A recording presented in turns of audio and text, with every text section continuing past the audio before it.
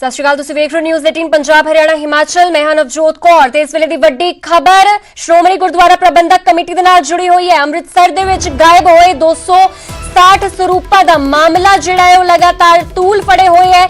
SGPC ਨੇ ਮਾਮਲੇ ਦੀ ਜਾਂਚ ਦੇ ਲਈ ਪਾਸ ਕੀਤਾ ਹੈ ਮਤਾ। ਥੋੜੀ ਦੇਰ ਪਹਿਲਾਂ ਹੀ ਐਸਜੀਪੀਸੀ ਦੀ ਜਿਹੜੀ ਬੈਠਕ ਹੋਈ ਸੀ ਉਸ ਤੋਂ ਬਾਅਦ ਇੱਕ ਮਤਾ ਪਾਸ ਕੀਤਾ ਗਿਆ, ਰਿਟਾਇਰਡ ਜੱਜ ਤੋਂ ਕਰਵਾਈ ਜਾਵੇ ਜਾਂਚ। ਐਸਜੀਪੀਸੀ ਵੱਲੋਂ ਇਹ ਗੱਲ ਕਹੀ ਗਈ ਹੈ। ਸ਼੍ਰੀ ਅਕਾਲ ਤਖਤ ਸਾਹਿਬ ਦੇ ਜਥੇਦਾਰ ਤੋਂ ਮੰਗ ਕੀਤੀ गई है एक चिट्ठी लिख के, और ਅਸੀਂ खुद ਚਾਹੁੰਦੇ ਹਾਂ ਅਸਲ ਦੋਸ਼ੀ ਸਾਹਮਣੇ ਆਉਣ। ਗੋविंद ਲੌਂਗੋਵਾਲ ਵੱਲੋਂ ਇਹ ਗੱਲ ਕਹੀ ਗਈ ਹੈ और ਐਸਜੀਪੀਸੀ ਨੇ ਵੀ ਜਾਂਚ ਦੇ ਲਈ ਇੱਕ ਸਬ ਕਮੇਟੀ ਬਿਠਾਈ ਸੀ। ਹਾਲਾਂਕਿ ਨਿਰਪੱਖ ਜਾਂਚ ਕਰਨ ਵਾਸਤੇ ਹੁਣ ਇਹ ਜਿਹੜਾ ਮਤਾ ਹੈ ਪਾਸ ਕੀਤਾ ਗਿਆ ਹੈ ਕਿ ਸ਼੍ਰੀ ਅਕਾਲ ਤਖਤ ਸਾਹਿਬ ਦੇ ਜਥੇਦਾਰ ਨੂੰ ਇਹ ਗੁਜ਼ਾਰਿਸ਼ ਕੀਤੀ ਗਈ ਹੈ ਕਿ ਇੱਕ ਸੀਨੀਅਰ ਸਿੱਖ ਜੱਜ ਜੋ ਰਿਟਾਇਰਡ ਜੱਜ ਹੈ ਉਹਨਾਂ ਦੇ ਵੱਲੋਂ ਇਸ ਦੀ ਜਾਂਚ ਕਰਾਈ ਜਾਵੇ। और एसजीपीसी ने भी इस तो पहला जांच के लिए ही इस कमेटी का गठन किया सी। श्रोमणी गुरुद्वारा प्रबंधक कमेटी दे जो घटना वापरी है और पड़ताल के लिए सब कमेटी की मुढ़ली जानकारी भी इस गल की हामी भरती है कि इस गंभीर घटना की ढुंगाई नाल पड़ताल होनी चाहिए है। सो अज की एकत्रता इस नतीजे ते पहुंची है कि इस मसले की गंभीरता को देखते हुए अज की जांच की जी निरपक्षता और भरोसेयोग्यता बनाई रखने लई ये जरूरी है। इसलिए श्रोमणी गुरुद्वारा प्रबंधक कमेटी खुद आप जांच करने की बजाय श्री अकाल तख्त साहिब के जथेदार साहब नूं बेनती करती है कि वो किसी इस सारे मामले की पड़ताल किसी सीनियर सिख जज जो सेवा मुक्त जा किसी प्रमुख शख्सियत तो सारी सच्चाई की जी पड़ताल कराई जाए ताकि असल सच्चाई है जी लोगों के सामने आवे। असी भी चाहते हाँ कि ये जी सच्चाई है लोगों सामने दुध का दुध ते पानी का पानी लोगों सामने आवे ताकि लोगों को सारी गल का यह पता लग सके। जोड़े लोग साडे ते उंगलां भी उठाउंदे ने साडे विरोधी ने और उन्होंने मुँह भी बंद हो सकन जो कि सच्चाई लोगों सामने आएगी और सही तौर पर निरपक्षता नाल जिहड़ी है श्री अकाल तख्त साहिब के जथेदार इहदी और पड़ताल कराउणगे।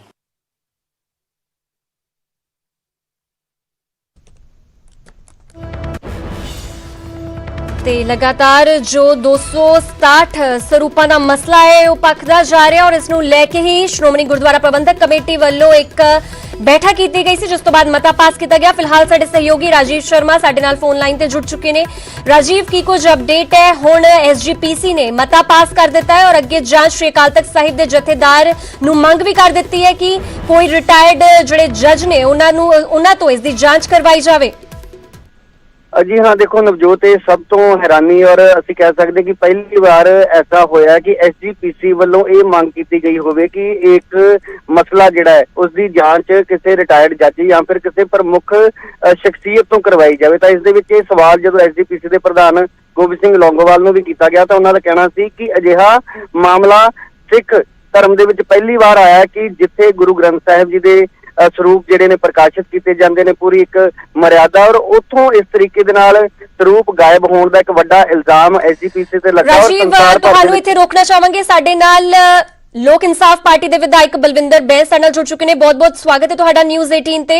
ਬਲਵਿੰਦਰ ਜੀ, ਤੁਸੀਂ ਜਾਂਚ ਦੀ ਮੰਗ ਰੱਖੀ ਸੀ ਇਸ ਗੱਲ ਦੇ ਵਿੱਚ 267 ਜਿਹੜੇ ਸਰੂਪਾਂ ਨੂੰ ਲੈ ਕੇ ਜੋ ਕੁਝ घटना वापरी सी, हुण की कुछ टेक है तुहाडा? एसजीपीसी वालों हुण इस ते अगे जांच दी गल हुण अकाल तख्त साहिब दे जथेदार नूं मंग कर दित्ती गई है। मैं ये कहना चाहुंदा जी, मैं तो हफ्ता पहला एक लिखती शिकायत सीपी अमृत जी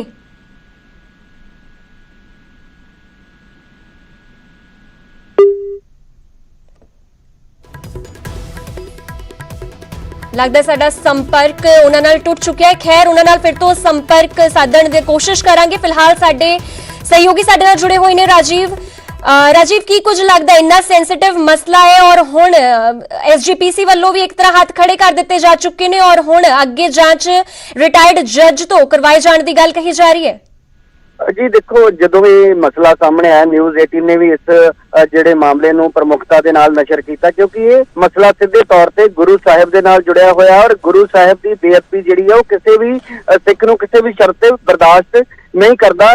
ਤਾਂ ਜਿੱਥੇ ਇੱਕ ਪਾਸੇ ਬਰਗਾੜੀ ਕਾਂਡ ਵਰਗੀ ਜਿਹੜਾ ਉਸ ਨੂੰ ਲੈ ਕੇ ਇਨਸਾਫ ਦੀ ਮੰਗ ਕੀਤੀ ਜਾ ਰਹੀ ਲਗਾਤਾਰ, ਤਾਂ ਹੁਣ ਜਿਸ ਤਰੀਕੇ ਦੇ ਨਾਲ 267 ਸਰੂਪਾਂ ਦੇ ਗਾਇਬ ਹੋਣ ਦਾ ਮਸਲਾ ਸਾਹਮਣੇ ਆਇਆ, ਤਾਂ ਸੰਸਾਰ ਭਰ ਦੇ ਵਿੱਚ ਜੋ ਹੈ ਇਸ ਮਸਲੇ ਨੂੰ ਲੈ ਕੇ SGPC ਦਾ ਵਿਰੋਧ ਹੋ ਰਿਹਾ ਸੀ। ਅਕਾਲ ਤਖਤ ਸਾਹਿਬ ਦੇ ਜਥੇਦਾਰ ਵੀ ਇਹ ਗੱਲ ਕਹਿ ਚੁੱਕੇ ਨੇ ਕਿ ਜਲਦੀ ਤੋਂ ਜਲਦੀ ਜਿਹੜੀ ਸਬ ਕਮੇਟੀ ਬਣਾਈ ਗਈ ਹੈ ਉਹ ਆਪਣੀ ਜਾਂਚ ਰਿਪੋਰਟ ਦੇਵੇ। ਤਾਂ ਜਿਸ ਤਰ੍ਹਾਂ ਤੁਸੀਂ ਹੁਣ ਬਲਵਿੰਦਰ ਬੈਸ ਜੀ ਦੇ ਨਾਲ ਗੱਲ ਕਰ ਰਹੇ ਸੀ, ਤਾਂ ਉਹਨਾਂ ਨੇ ਜਿਹੜੀ ਪੁਲਿਸ ਕਮਿਸ਼ਨ ਦੇ ਵਿੱਚ ਉਹਨਾਂ ਨੇ ਇਹ ਮੰਗ ਕੀਤੀ ਸੀ ਕਿ ਜੇਕਰ ਬਰਗਾੜੀ ਦੇ ਵਿੱਚ ਜੋ ਕੁਝ ਹੋਇਆ ਉਸ ਨੂੰ ਲੈ ਕੇ ਪੁਲਿਸ ਵੱਲੋਂ ਕਾਰਵਾਈ ਕੀਤੀ ਜਾ ਰਹੀ ਹੈ, ਜਾਂਚ ਕੀਤੀ ਜਾ ਰਹੀ ਹੈ, ਤਾਂ ਜਦੋਂ 267 ਸਰੂਪਾਂ ਦੇ ਗਾਇਬ ਹੋਣ ਦੀ ਗੱਲ ਸਾਹਮਣੇ ਆਈ ਤਾਂ ਸਿਰਫ ਇੱਕ ਸੁਪਰਵਾਈਜ਼ਰ ਕੋਲੋਂ ਇਹ ਲਿਖਵਾ ਲੈਣਾ ਕਿ ਤੇਰੀ ਦੇਖ ਰੇਖ ਦੇ ਵਿੱਚ ਗੁਰੂ ਗ੍ਰੰਥ ਸਾਹਿਬ ਜੀ ਦੇ ਸਰੂਪ ਗਾਇਬ ਹੋਏ ਨੇ, ਉਸ ਦੇ ਪੈਸੇ ਉਸ ਨੂੰ ਜੁਰਮਾਨੇ ਵਜੋਂ ਜੋ ਹੈ ਉਹ ਲਗਾ ਦੇਣੇ, ਤਾਂ ਇਹ ਸਹੀ ਨਹੀਂ ਹੈ। ਬਲਕਿ ਇਸ ਦੀ ਵੀ ਸ਼ਿਕਾਇਤ ਜਿਹੜੀ ਹੈ ਉਹ SGPC ਨੂੰ ਪੁਲਿਸ ਦੇ ਕੋਲ ਕਰਨੀ ਚਾਹੀਦੀ ਸੀ ਔਰ ਉਸ ਵੇਲੇ ਹੀ ਉਹਨਾਂ ਲੋਕਾਂ ਦੇ ਖਿਲਾਫ ਜਿਹੜੇ ਵੀ ਇਸ ਮਾਮਲੇ ਦੇ ਵਿੱਚ ਦੋਸ਼ੀ ਸਨ ਉਹਨਾਂ ਬਾਰੇ ਪਤਾ ਲਗਾ ਕੇ ਉਹਨਾਂ ਦੇ ਖਿਲਾਫ ਕਾਰਵਾਈ ਕਰਵਾਉਣੀ ਚਾਹੀਦੀ ਸੀ। ਤਾਂ ਅਸੀਂ ਕਹਿ ਸਕਦੇ ਹਾਂ ਕਿ ਦੇਰ ਆਏ। ਰਾਜੀਵ ਖੈਰ ਸਾਡੇ ਨਾਲ ਫਿਰ ਤੋਂ ਬਲਵਿੰਦਰ ਬੈਂਸ ਸਾਡੇ ਨਾਲ ਜੁੜ ਚੁੱਕੇ ਨੇ। ਜੀ ਬਲਵਿੰਦਰ ਜੀ, ਤੁਸੀਂ ਕਹਿ ਰਹੇ ਸੀਗੇ ਕਿ ਤੁਹਾਡੇ ਵੱਲੋਂ ਜੋ ਜਾਂਚ ਦੀ ਗੱਲ ਰੱਖੀ ਗਈ ਸੀ ਉਸ ਤੇ ਹੁਣ ਤੁਹਾਡਾ ਕੀ ਰਿਐਕਸ਼ਨ ਹੈ ਇਸ ਚੀਜ਼ ਤੇ ਜੋ ਕੁਝ SGPC ਵੱਲੋਂ ਗੱਲ ਕਹੀ ਗਈ ਹੈ? SGPC ਨੇ ਇਹ ਗੱਲ ਕਹੀ ਹੈ ਕਿ ਕਿਸੇ ਸਾਬਕਾ ਜੱਜ ਤੋਂ ਇਨਕੁਆਇਰੀ ਕਰਾਈ ਜਾਏ ਜੀ, ਪਰ FIR ਪਹਿਲਾਂ ਹੋਣੀ ਚਾਹੀਦੀ ਹੈ। FIR ਹੋਣ ਤੋਂ ਬਾਅਦ ਉਹਦੀ ਇਨਕੁਆਇਰੀ ਹੋਣੀ ਚਾਹੀਦੀ ਹੈ। ਇਨਕੁਆਇਰੀ ਹੋਣ ਤੋਂ ਬਾਅਦ ਜਿਹੜੇ ਦੋਸ਼ੀ ਪਾਏ ਜਾਂਦੇ ਆ ਉਹਨਾਂ ਨੂੰ ਬਣਦੀ ਸਜ਼ਾ ਦਿੱਤੀ ਜਾਣੀ ਚਾਹੀਦੀ ਜੀ। ਤੇ ਤੁਹਾਨੂੰ ਕੀ ਲੱਗਦਾ ਹੈ ਕਿ ਹੁਣ SGPC ਕੀ ਇਸ ਮਾਮਲੇ ਨੂੰ ਲਟਕਾਉਣ ਵਾਸਤੇ ਕਰ ਰਹੀ ਹੈ ਸਾਰਾ ਕੁਝ, ਜਾਂ ਕੋਈ ਮਿਲੀ ਭੁਗਤ ਦਾ ਤੁਸੀਂ ਖਦਸ਼ਾ ਜਤਾ ਰਹੇ ਹੋ?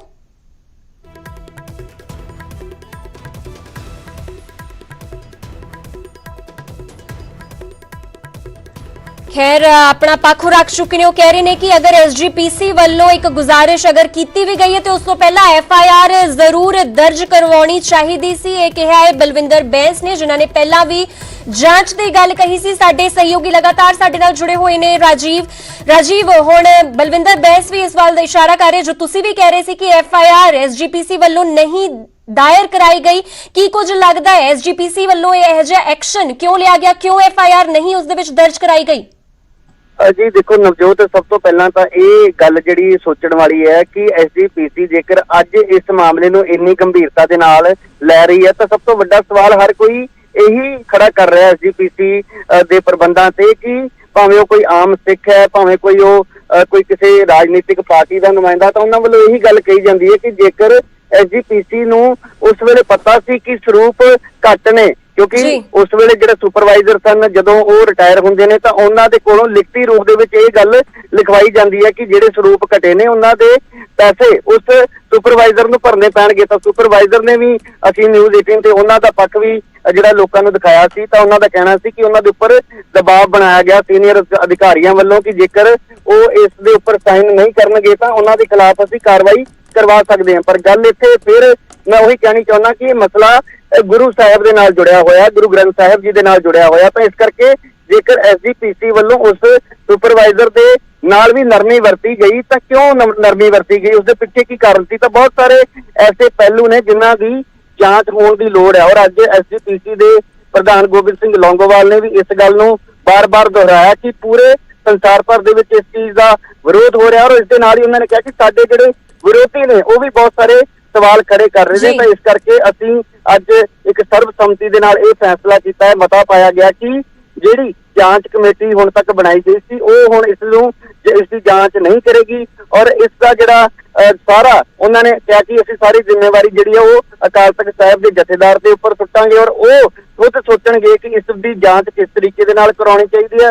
ਔਰ ਉਹਨਾਂ ਦਾ ਕਹਿਣਾ ਸੀ ਕਿ ਜਿਹੜੀਆਂ ਵੀ ਉਂਗਲੀਆਂ SGPC ਤੇ ਜਾਂ ਉਸ ਵੇਲੇ ਦੇ ਜਿਹੜੇ ਅਧਿਕਾਰੀ ਨੇ ਉਹਨਾਂ ਦੇ ਉੱਪਰ ਚੱਕੀਆਂ ਜਾ ਰਹੀਆਂ ਨੇ, ਤਾਂ ਅਸੀਂ ਖੁਦ ਚਾਹੁੰਦੇ ਹਾਂ ਕਿ ਪੂਰੇ ਮਾਮਲੇ ਦੀ ਜਾਂਚ ਕਰਕੇ ਦੁੱਧ ਦਾ ਦੁੱਧ ਤੇ ਪਾਣੀ ਦਾ ਪਾਣੀ ਹੋਣਾ ਚਾਹੀਦਾ। ਪਰ ਹੁਣ ਦੇਖਣਾ ਇਹ ਹੋਏਗਾ ਕਿ ਆਖਿਰਕਾਰ ਜਦੋਂ ਇਹ ਮਾਮਲਾ ਅਕਾਲ ਤਖਤ ਸਾਹਿਬ ਕੋਲ ਪਹੁੰਚਦਾ ਤਾਂ ਜਥੇਦਾਰ ਕਿਸ ਜੱਜ ਕੋਲੋਂ ਜਾਂ ਕਿਸ ਪ੍ਰਮੁੱਖ ਸ਼ਖਸੀਅਤ ਕੋਲੋਂ ਇਸ ਦੀ ਜਾਂਚ ਕਰਵਾਉਣ ਦੇ ਬਾਰੇ ਸੋਚਦੇ ਨੇ, ਤਾਂ ਉਸ ਤੋਂ ਬਾਅਦ ਇਹ ਸਭ ਕੁਝ ਸਪਸ਼ਟ ਹੋਏਗਾ ਕਿ ਆਖਿਰਕਾਰ ਇੰਨੀ ਵੱਡੀ ਲਾਪਰਵਾਹੀ ਦੇ ਲਈ ਜ਼ਿੰਮੇਵਾਰ ਕੌਣ ਸੀ।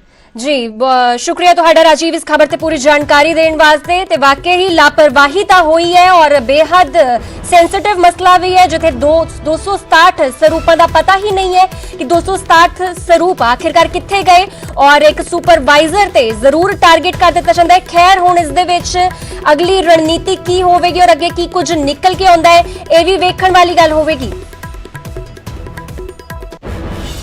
ਅਸੀਂ ਵੀ ਚਾਹੁੰਦੇ ਹਾਂ ਕਿ ਇਹ ਜਿਹੜੀ ਸੱਚਾਈ ਹੈ ਲੋਕਾਂ ਸਾਹਮਣੇ ਦੁੱਧ ਦਾ ਦੁੱਧ ਤੇ ਪਾਣੀ ਦਾ ਪਾਣੀ ਲੋਕਾਂ ਸਾਹਮਣੇ ਆਵੇ ਤਾਂ ਕਿ ਲੋਕਾਂ ਨੂੰ ਸਾਰੀ ਗੱਲ ਦਾ ਇਹਦਾ ਪਤਾ ਲੱਗ ਸਕੇ। ਜਿਹੜੇ ਲੋਕ ਸਾਡੇ ਤੇ ਉਂਗਲਾਂ ਵੀ ਉਠਾਉਂਦੇ ਨੇ ਸਾਡੇ ਵਿਰੋਧੀ ਨੇ ਔਰ ਉਹਨਾਂ ਦੇ ਮੂੰਹ ਵੀ ਬੰਦ ਹੋ ਸਕਣ ਜੋ ਕਿ ਸੱਚਾਈ ਲੋਕਾਂ ਸਾਹਮਣੇ ਆਏਗੀ ਔਰ ਸਹੀ ਤੌਰ ਤੇ ਨਿਰਪੱਖਤਾ ਨਾਲ ਜਿਹੜੀ ਹੈ ਸ੍ਰੀ ਅਕਾਲ ਤਖਤ ਸਾਹਿਬ ਦੇ ਜਥੇਦਾਰ ਇਹਦੀ ਔਰ ਪੜਤਾਲ ਕਰਾਉਣਗੇ।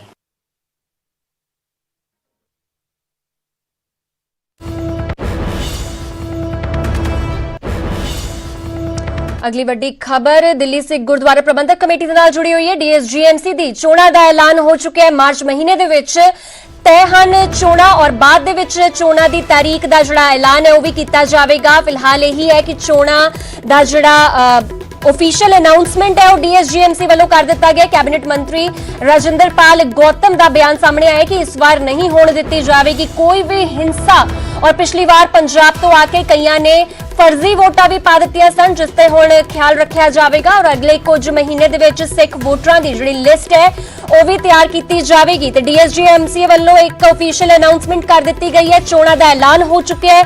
मार्च महीने अगले साल के मार्च महीने दे विच चोणां होणियां तय ने। हालांकि इसकी कोई तारीख जिहड़ी है हजे डिसाइड नहीं की गई। कैबिनेट मंत्री राजिंदर पाल गौतम का बयान यह भी सामने आया है कि इस बार कोई भी हिंसा जिहड़ी है वो नहीं हो जाएगी और डीएसजीएमसी दी चोणां दा जिहड़ा ऐलान है वो हो चुका है।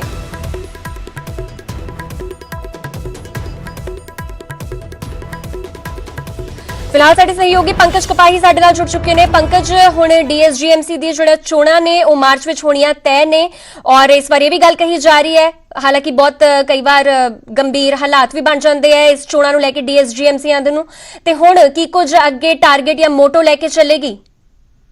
बिल्कुल नवजोत क्योंकि 4 साल बाद चोणां हुंदियां ने और पहला दो पार्टियां आमो सामने हुंदियां सीगियां एक सरना धड़ा अकाली दल सरना धड़ा ते दूजे पासे अकाली दल बादल यानी कि जो इस वेले मौजूदा कमेटी दे प्रधान ने मनजिंदर सिंह सिरसा इन्हां दोवां दे मुकाबले विच जिहड़ा वा चोणां हुंदियां सीगियां। हालांकि आम आदमी पार्टी की भी एक टीम जिहड़ी मैदान दे विच उतरी सी लेकिन इस बार त्रिकोणीय मुकाबला जिहड़ा वा वो मार्च 2021 नूं देखण नूं मिलेगा क्योंकि अकाली दल बादल तो वखरे होए मनजीत सिंह जीके होरां ने अपनी नवी पार्टी का ऐलान किया है। उस पार्टी का नाम जागो है और इसे दे मद्देनजर हुण तो तैयारियां जिहड़ियां ने वो होणियां शुरू हो चुकियां ने और मार्च 2021 नूं दिल्ली सिख गुरुद्वारा मैनेजमेंट कमेटी दीयां चोणां होणगियां जिस विच प्रधान समेत पूरी कमेटी की नियुक्ति जिहड़ी है वो दिल्ली के सिख वोटर करते हैं और उस दे मद्देनजर सिख वोटरां की गिनती जिहड़ी है उसकी वोटर लिस्ट बननी शुरू हो चुकी है। और ये भी क्योंकि दिल्ली सरकार वालों चोणां करवाइयां जांदियां ने और दिल्ली सरकार के जिहड़े मंत्री ने राजिंदर गौतम होरी उन्होंने कहा है कि किसी भी तरीके नाल धांधली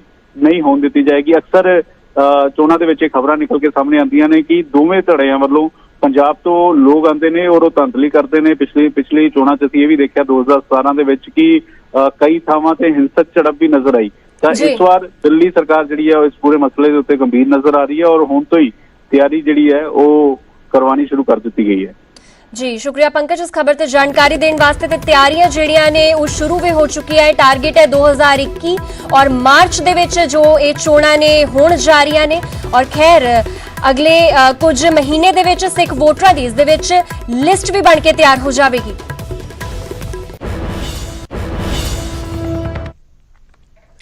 उधर सिक्स फॉर जस्टिस दे नाल जुड़े गुरपतवंत सिंह पन्नू नूं हरियाणा दे सिखां ने करड़ा जवाब दे दिता है। दरअसल एक ऑडियो जारी कर एसएफजे वल्लों एक अफवाह फैलाई जा रही है कि 11 जुलाई नूं कुरुक्षेत्र दे गुरुद्वारा 6वीं पातशाही तो रेफरेंडम 2020 दी वोटिंग लई कीती जाएगी और पर इत्थे दे सिखां ने स्पष्ट कर दिता है कि इन्हां अफवाहां दे विच किसी भी तरह की कोई सच्चाई नहीं है अते गुरुद्वारा साहिब दे विच कल अजिही कोई सरगर्मी नहीं कीती गई। करीब 15 दिनों तो लोकां नूं एसएफजे वल्लों लगातार फोन कॉल्स भी आ रही ने गुमराह करने की कोशिश की जा रही है जिस नूं लैके हुण पुलिस भी बेहद मुस्तैद नजर आ रही है। ਸਾਨੂੰ ਪ੍ਰਸ਼ਾਸਨ ਵੱਲੋਂ ਇਹ ਜਾਣਕਾਰੀ ਦਿੱਤੀ ਗਈ ਕਿ ਗੁਰਦੁਆਰਾ ਸਾਹਿਬ ਪਾਤਸ਼ਾਹੀ ਛੇਵੀਂ ਕੁਰੂਕਸ਼ੇਤਰ ਵਿਖੇ ਸਿੱਖ ਫॉर ਜਸਟਿਸ ਵੱਲੋਂ ਇੱਕ ਪ੍ਰੋਗਰਾਮ ਰੱਖਿਆ ਗਿਆ ਹੈ। ਇਹ ਕੇਵਲ ਤੇ ਕੇਵਲ ਸੰਗਤ ਨੂੰ ਬੇਨਤੀ ਇੱਕ ਅਫਵਾਹ ਹੈ। ऐसा कोई भी प्रोग्राम गुरद्वारा साहिब पातशाही छेवीं विखे नहीं रखा गया। सो संगत नूं बेनती है कि ऐसियां अफवाहां तो बचण की कृपालता करो तो इस प्रोग्राम का गुरद्वारा साहिब पातशाही छेवीं दे नाल कोई भी लैन देन नहीं, ना ही प्रबंधक कमेटी का है। सो मेरे नाल गुरद्वारा साहिब पातशाही छेवीं के मैनेजर सरदार अमरिंदर सिंह कंधौड़ी इस प्रकार दी अफवाहां तो बेनती है संगत बचे। साडा सिख फॉर जस्टिस के नाल किसी भी प्रकार का लैन देन नहीं। वाहिगुरू जी का खालसा। ਤੇ ਅਫਵਾਹ ਫੈਲਾਈ ਜਾ ਰਹੀ ਸੀ ਇਸ ਗੁਰਦੁਆਰਾ ਸਾਹਿਬ ਨੂੰ ਲੈ ਕੇ ਕਿ ਰੈਫਰੈਂਡਮ 2020 ਦੀ ਜਿਹੜੀਆਂ ਚੋਣ VOTING ਹੈ ਜਿਹੜੀ ਉਹ ਇੱਥੇ ਕੀਤੀ ਜਾਵੇਗੀ 11 ਜੁਲਾਈ ਦੀ ਗੱਲ। ਫਿਲਹਾਲ ਸਾਡੇ सहयोगी अशोक यादव कुरुक्षेत्र तो साडे नाल जुड़ चुके हैं। अशोक, क्या कुछ है ये मामला, किस तरह से इस तरह की गलत अफवाह फैलाने की कोशिश की गई है SFJ की तरफ से? जी, कहीं ना कहीं ये जिस तरह से अफवाह फैलाई गई थी कि रेफरेंडम 2020 को लेकर कुरुक्षेत्र का जो सबसे बड़ा और पुराना ऐतिहासिक गुरुद्वारा है, गुरुद्वारा छठी पातशाही, यहाँ से वोटिंग शुरू होगी, मगर जिस तरह से पुलिस को कहीं ना कहीं भनक लग गई थी, पुलिस ने चारों तरफ से सादी वर्दी में और सिविल में पुलिस बल तैनात कर दिया गया था। यहाँ पर रेफरेंडम को लेकर कोई मीटिंग नहीं हुई और गुरुद्वारा छठी पातशाही पहले ही जो SGPC के अधीन आता है, शिरोमणि गुरुद्वारा प्रबंधक कमेटी के अधीन चलता है गुरुद्वारा, इन्होंने पहले ही स्पष्ट कर दिया था कि यहाँ पर सिख जो रेफरेंडम है 2020 जो गुरबंद भगवंत सिंह बन्नू ने कहा हुआ है कि उसको लेकर यहाँ पर कोई भी मीटिंग नहीं हुई है। हालांकि कॉल जरूर की गई थी और उस कॉल को वायरल किया गया था कि जो मीटिंग होगी वो कुरुक्षेत्र के ऐतिहासिक गुरुद्वारा छठी पातशाही से होगी, मगर सिखों ने जिस तरह से गुरु भगवंत सिंह पन्नू को साफ नकार दिया, कहीं ना कहीं अब देखा जा सकता है अभी भी फिलहाल गुरुद्वारे में पुलिस तैनात है और यहाँ पर कोई भी इस तरह की मीटिंग नहीं हो रही। अशोक, आपसे ये जरूर जानना चाहेंगे कि ये कॉल किसको आई थी SFJ की तरफ से? जी, गुरु भगवंत सिंह पन्नू ने लगातार जब से उन्हें रेफरेंडम 2020 को लेकर कॉल कर रहे हैं और लोगों को कहा जा रहा है, अब कल दोबारा एक अलग से ऑडियो जारी किया गया है कि हरियाणा के जो सिख सरपंच हैं अब उनको लेकर मुहिम छेड़ी जाएगी। कहीं ना कहीं गुरु भगवंत सिंह पन्नू है जो लगातार लोगों को फोन कर रहे हैं और लोगों को यही कहा जा रहा है कि सब सिख इकट्ठे होंगे। मगर कुरुक्षेत्र के छठी पातशाही गुरुद्वारे की बात की जाए तो यहाँ पर अभी तक कुछ ऐसी भी मूवमेंट देखने को नहीं मिली है, क्योंकि पुलिस यहाँ पर सादी वर्दी में भी तैनात है, हर आने जाने वालों से पूछताछ भी कर रही है, क्योंकि कुरुक्षेत्र का ऐतिहासिक गुरुद्वारा है, गुरुद्वारा छठी पातशाही। जी, शुक्रिया अशोक आपका इस खबर पे पूरी जानकारी देने के लिए। तो सिक्स फॉर जस्टिस और उस दे नाल जुड़िया होया गुरपतवंत सिंह पन्नू जो नौजवानों नूं इस दे नाल सिखां नूं एक गुमराह करन दी कोशिश कर रहा, भड़का रहा है और उस दे वल्लों ही अजिही फोन कॉल्स करके अफवाहां भी फैलाईयां जा रही ने। ਤੇ ਉਧਰ ਇੱਕ ਪਾਸੇ ਦੁਨੀਆ ਭਰ ਦੇ ਵਿੱਚ ਕੋਰੋਨਾ ਵਾਇਰਸ ਦਾ ਖਤਰਾ ਵੀ ਫੈਲਿਆ ਹੋਇਆ ਹੈ, ਜਿਸ ਦੇ ਵਿੱਚ ਪੰਜਾਬ ਵੀ ਜਿਸ ਤੋਂ ਦੂਰ ਨਹੀਂ ਹੈ ਔਰ ਉਧਰ ਹੀ ਪੰਜਾਬ ਤੇ ਹੁਣ ਟਿੱਡੀ ਦਲ ਦਾ ਸਾਇਆ ਵੀ ਮੰਡਰਾਉਣ ਲੱਗ ਗਿਆ ਹੈ। ਹਰਿਆਣਾ ਦੇ 5 ਜ਼ਿਲ੍ਹਿਆਂ ਦੇ ਵਿੱਚ ਟਿੱਡੀ ਦਲ ਦਾ ਹਮਲਾ ਸਾਹਮਣੇ ਆਇਆ ਹੈ। ਹਰਿਆਣਾ ਔਰ ਪੰਜਾਬ ਸਮੇਤ ਅਜਿਹੇ ਹੋਰ ਵੀ ਸੂਬੇ ਨਾਲ ਦੇ ਜੁੜੇ ਹੋਏ ਆ ਜਿੱਥੇ ਟਿੱਡੀ ਦਲ ਦਾ ਖਦਸ਼ਾ ਜਿਹੜਾ ਹੈ ਬਣਿਆ ਹੋਇਆ ਹੈ ਔਰ ਇੱਥੇ ਹਰਿਆਣਾ ਦੇ 5 ਜ਼ਿਲ੍ਹਿਆਂ ਦੇ ਵਿੱਚ ਟਿੱਡੀ ਦਲ ਦਾ ਹਮਲਾ ਸਾਹਮਣੇ ਆਇਆ ਹੈ। ਇੱਕ ਰਾਤ ਦੇ ਵਿੱਚ ਹੀ ਹਜ਼ਾਰਾਂ ਏਕੜ ਫਸਲ ਜਿਹੜੀ ਹੈ ਟਿੱਡੀ ਦਲ ਵੱਲੋਂ ਤਬਾਹ ਕਰ ਦਿੱਤੀ ਗਈ ਹੈ। अफसर भी किसानों की सहायता के लिए इत्थे पुजे ने और खेतीबाड़ी मंत्री ने फिलहाल गिरदावरी के हुक्म दे दिते ने। मंत्री ने फसल के हुए नुकसान की पूरी रिपोर्ट मंगी और चरखी दादरी सिरसा महेंद्रगढ़ के पिंडा दे विच टिड्डी दल का हमला होया है। तस्वीरां च तुसीं देख सकते हो, बहुत ही आतंकी रूप लैके टिड्डी दल हज़ारां की तादाद दे विच लखां की तादाद दे विच आउंदा है और एक रात दे विच ही सारी फसल जिहड़ी है वो तबाह कर दिंदा है। ते हरियाणा दे विच टिड्डी दल का कहर जारी है और बहुत नेड़े है पंजाब वासियों दे भी टिड्डी दल।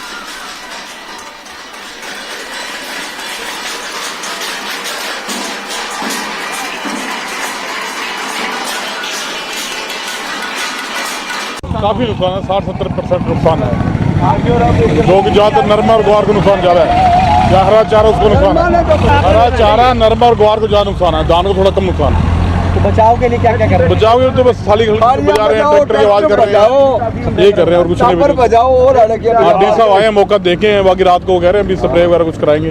रात को पहरा देंगे? हाँ जी, रात को पहरा देना पड़ेगा जी, मजबूरी है तो देना पड़ेगा भाई। रात में क्या करें? कितनी संख्या में होगा टिड्डी दल? ये अभी लाखों गिनती में है जी, 3-4 किलोमीटर लंबाई में जी, 4-5 किलोमीटर।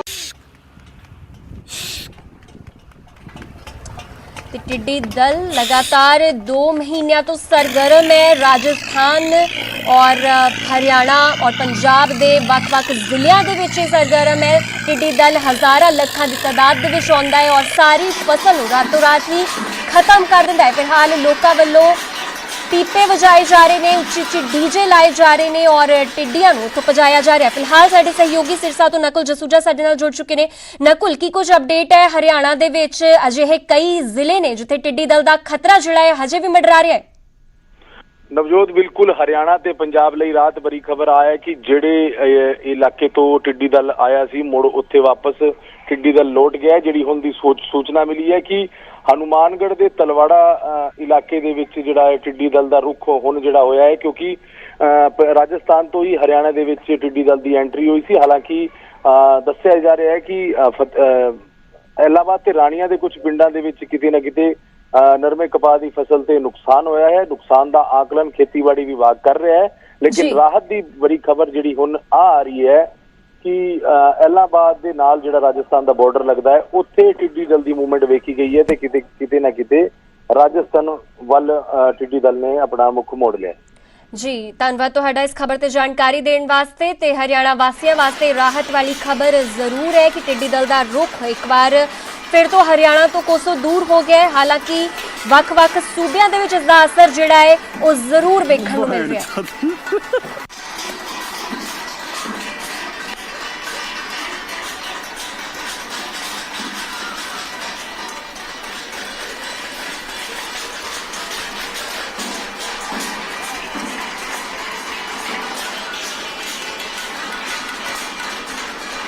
ਪੰਜਾਬ ਦੇ ਬਾਰਡਰ ਤੇ ਪਹੁੰਚਿਆ ਟਿੱਡੀ ਦਲ। ਸਿਰਸਾ ਦੇ ਪਿੰਡ ਕੇਸਪੁਰ ਦੇ ਵਿੱਚ ਟਿੱਡੀ ਦਲ ਦਾ ਹਮਲਾ ਦੇਖਣ ਨੂੰ ਮਿਲਿਆ। ਟਿੱਡੀ ਦਲ ਨੇ ਦੂਜੇ ਦਿਨ ਵੀ ਫਸਲਾਂ ਤਬਾਹ ਕਰ ਦਿੱਤੀਆਂ ਔਰ ਕਈ ਪਿੰਡਾਂ ਦਾ ਨੁਕਸਾਨ ਜਿਹੜਾ ਹੈ ਉਹ ਕੀਤਾ ਔਰ ਫਿਲਹਾਲ ਕਿਸਾਨ ਬੇहद ਪਰੇਸ਼ਾਨ ਨੇ ਤੇ ਟਿੱਡੀ ਦਲ ਦਾ ਖਤਰਾ ਵੀ ਜ਼ਰੂਰ ਬਣਿਆ ਹੋਇਆ। ਉਧਰ ਕੁਝ ਜ਼ਿਲ੍ਹਿਆਂ ਦੇ ਵਿੱਚ ਰਾਹਤ ਵਾਲੀ ਖਬਰ ਵੀ ਹੈ, ਪਰ ਪੰਜਾਬ ਦੇ ਬਾਰਡਰ ਤੇ ਟਿੱਡੀ ਦਲ ਜ਼ਰੂਰ ਪਹੁੰਚ ਗਿਆ ਤੇ ਇਸ ਕਰਕੇ ਪੰਜਾਬ ਵਾਸੀਆਂ ਵਾਸਤੇ ਇੱਕ ਟੈਨਸ਼ਨ ਵਾਲੀ ਖਬਰ ਜ਼ਰੂਰ ਹੈ, ਕਿਉਂਕਿ ਸਿਰਸਾ ਦੇ ਪਿੰਡ ਕੇਸੂਪੁਰ ਦੇ ਵਿੱਚ ਟਿੱਡੀ ਦਲ ਦਾ ਹਮਲਾ ਵੇਖਣ ਨੂੰ ਮਿਲਿਆ ਜੋ ਕਿ ਪੰਜਾਬ ਦੇ ਬਿਲਕੁਲ ਸਰਹੱਦ ਦੇ ਨਾਲ ਲੱਗਦਾ ਹੈ ਔਰ ਟਿੱਡੀ ਦਲ ਨੇ ਇੱਕ ਵਾਰ ਦੂਜੇ ਦਿਨ ਫਿਰ ਤੋਂ ਫਸਲਾਂ ਤਬਾਹ ਕਰ ਦਿੱਤੀਆਂ ਨੇ ਔਰ ਕਈ ਪਿੰਡਾਂ ਦਾ ਇੱਥੇ ਨੁਕਸਾਨ ਹੋਇਆ ਹੈ ਔਰ ਕਿਸਾਨ ਬੇहद ਪਰੇਸ਼ਾਨ ਨਜ਼ਰ ਆ ਰਹੇ ਨੇ।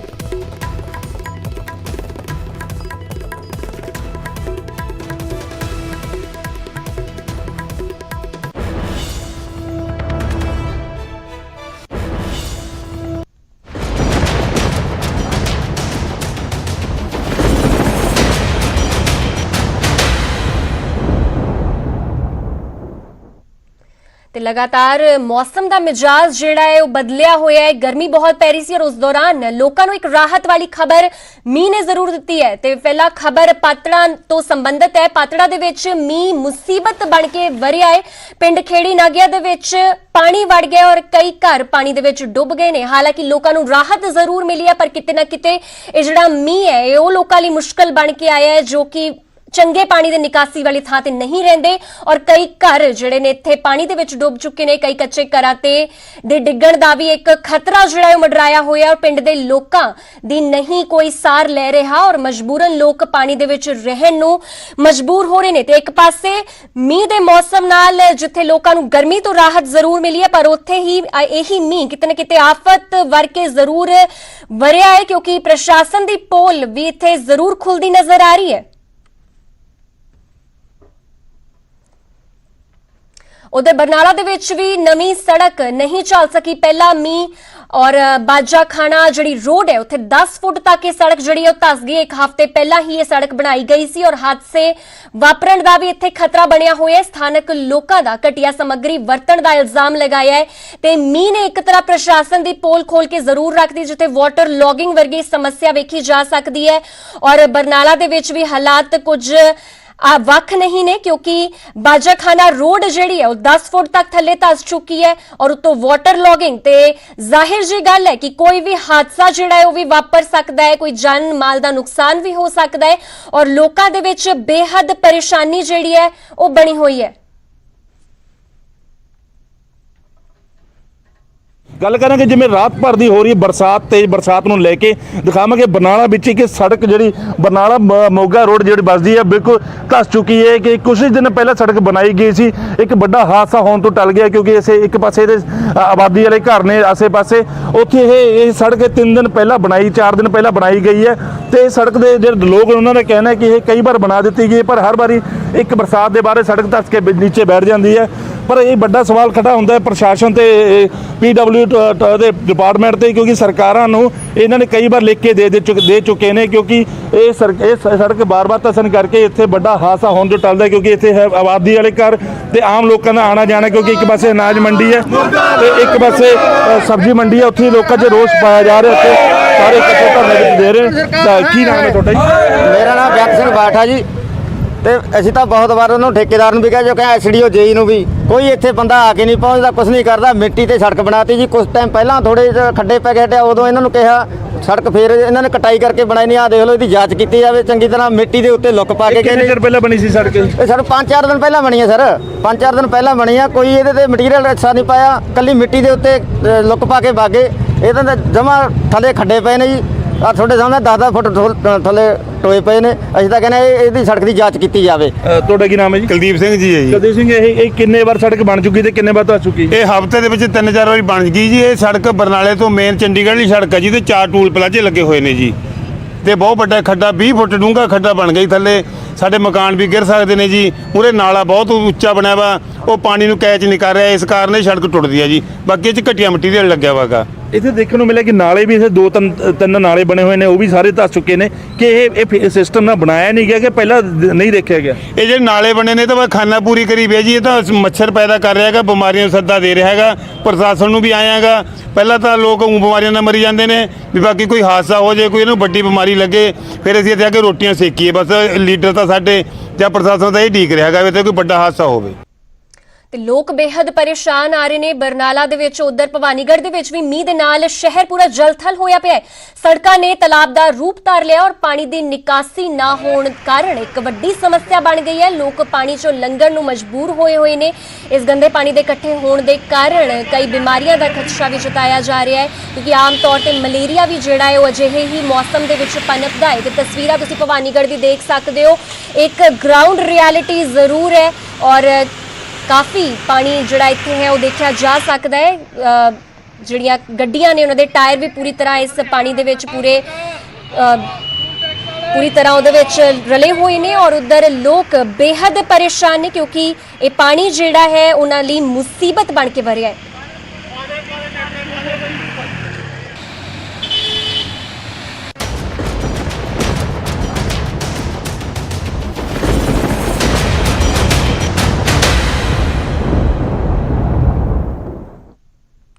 ਤੇ ਉਧਰ ਜਾਪਾਨੀ ਕੰਪਨੀ ਟੀ ਸੁਜ਼ੂਕੀ ਹਰਿਆਣਾ ਦੇ ਝੱਜਰ ਦੇ ਵਿੱਚ ਮਾਡਲ ਇਕਨੋਮਿਕ ਟਾਊਨਸ਼ਿਪ ਲਿਮਿਟਿਡ ਦੇ ਵਿੱਚ ਨਿਵੇਸ਼ ਕਰੇਗੀ। ਰਿਲਾਇੰਸ ਦੀ ਇਕਨੋਮਿਕ ਟਾਊਨਸ਼ਿਪ ਦੇ ਵਿੱਚ ਜਾਪਾਨੀ ਕੰਪਨੀ ਦਾ ਇੱਕ ਤੀਜਾ ਵੱਡਾ ਨਿਵੇਸ਼ ਹੈ। ਜਾਪਾਨੀ ਕੰਪਨੀਆਂ ਪੈਨਾਸੋਨਿਕ ਅਤੇ ਡੈਂਸੋ ਪਹਿਲਾਂ ਹੀ ਇੱਥੇ ਨਿਵੇਸ਼ ਕਰ ਚੁੱਕੀਆਂ ਨੇ। ਰਿਲਾਇੰਸ ਮੈਗ ਦੇ ਵਿੱਚ ਟੀ ਸੁਜ਼ੂਕੀ 6 ਏਕੜ ਦੇ ਵਿੱਚ ਆਪਣਾ ਪਲਾਂਟ ਲਗਾਏਗੀ। ਕੰਪਨੀ ਆਟੋਮੋਬਾਈਲ ਸੈਕਟਰ ਦੇ ਲਈ ਸਟੀਅਰਿੰਗ ਨਿਕਲਸ ਬਣਾਏਗੀ। ਇਸ ਦੇ ਨਾਲ ਹੀ ਹਰਿਆਣਾ ਦੇ ਵਿੱਚ ਆਟੋਮੋਬਾਈਲ ਸੈਕਟਰ ਨੂੰ ਬੂਸਟਰ ਡੋਜ਼ ਜ਼ਰੂਰ ਮਿਲੇਗਾ। ਰਿਲਾਇੰਸ ਮੈਗ ਦੇ ਵਿੱਚ 3 ਜਾਪਾਨੀ ਕੰਪਨੀਆਂ ਦੇ ਨਿਵੇਸ਼ ਤੋਂ ਬਾਅਦ ਹੋਰ ਵੀ ਜਾਪਾਨੀ ਕੰਪਨੀਆਂ ਦੇ ਆਉਣ ਦੀ ਉਮੀਦ ਹੈ। Reliance model economic township limited ਦੇ ਮੁੱਖ ਕਾਰਜਕਾਰੀ ਅਧਿਕਾਰੀ ਵੱਲਭ ਗੋਇਲ ਨੇ ਟੀ ਸੁਜ਼ੂਕੀ ਦੇ ਨਿਵੇਸ਼ ਨੂੰ ਹਰਿਆਣਾ ਦੇ ਵਿੱਚ ਵਿਕਾਸ ਦੇ ਲਈ ਵਰਦਾਨ ਦੱਸਿਆ ਹੈ। ਕੰਪਨੀ 2021 ਦੇ ਵਿੱਚ ਆਪਣਾ ਪ੍ਰੋਡਕਸ਼ਨ ਸ਼ੁਰੂ ਕਰ ਸਕੇਗੀ ਔਰ ਉਧਰ ਜਾਪਾਨੀ ਕੰਪਨੀ ਟੀ ਸੁਜ਼ੂਕੀ ਨੇ ਹਰਿਆਣਾ ਸਰਕਾਰ ਅਤੇ ਰਿਲਾਇੰਸ ਮੈਗ ਦਾ ਧੰਨਵਾਦ ਵੀ ਕੀਤਾ ਹੈ।